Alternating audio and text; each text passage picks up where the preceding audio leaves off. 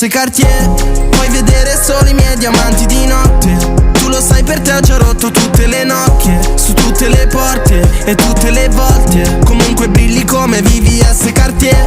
Se tutto il mondo gira tu rimani il mio centro. Io brucio banconote da 50 e da 100. Ricordo quando non vedevo luce da dentro, ma tu saresti scesa anche all'inferno per me. A questi demoni che stanno così in fissa per noi, spero che ci lasceranno in pace prima o poi. Questo mondo ci ha cresciuti così pieni di nodi. Sono le droghe che ci rendono persone migliori. I tuoi fianchi, i miei poli, i tuoi occhi due opali. Allora sono un cacciatore dei diamanti più rari. Quando spegnerà la luce a tutti questi spettacoli, spero resteremo uniti e intatti. Prometti che non mentirai, io che son sempre in mezzo ai guai. Beviamo un sorso, poi un altro sorso, finché non affogo nei miei drammi. VVS Cartier.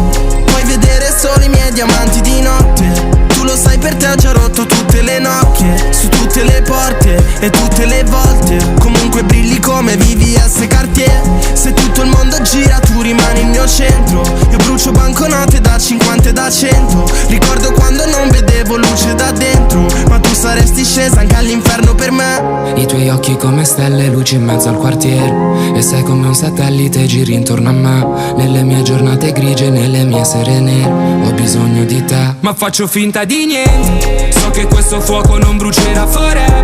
Solo i miei diamanti brilleranno per sempre. E forse un giorno ti dimenticherai di me, degli sbatti, degli scazzi e baci fra le coperte. No, io vorrei tornare indietro però non si può, a quando era ancora al centro dei pensieri tuoi, nuda nel mio letto vestita soltanto con VVS Cartier. Puoi vedere solo i miei diamanti di notte. Tu lo sai, per te ho già rotto tutte le nocche, su tutte le porte e tutte le volte. Comunque brilli come VVS Cartier. Se tutto il mondo gira tu rimani il mio centro. E brucio banconote da 50 e da 100. Ricordo quando non vedevo luce da dentro, ma tu saresti scesa anche all'inferno per me.